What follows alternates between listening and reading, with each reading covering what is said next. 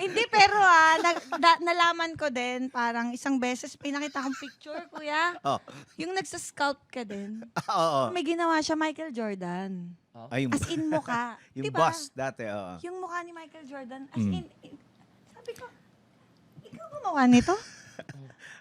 May ganyan? photos dyan na pwede namin i-share. Nakaka-offend ka, no? Sabi Nakita ko kaya yung ka. mga sa Instagram yung mga may ginagawa. Hindi, Hindi sculpture yun eh. na Sculpture Jordan nga na talaga. Bust. Jordan eh. Oo. May mukha.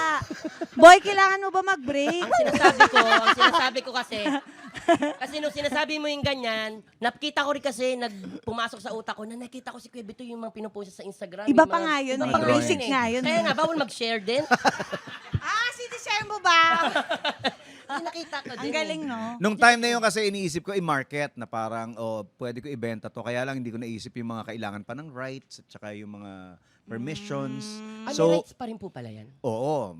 Lalo yung mga ganong kasikat na si Michael Jordan. So, hindi siya nabenta. So, naiwan sa akin parang ilang mga pieces. Pinamigay ko sa mga friends ko.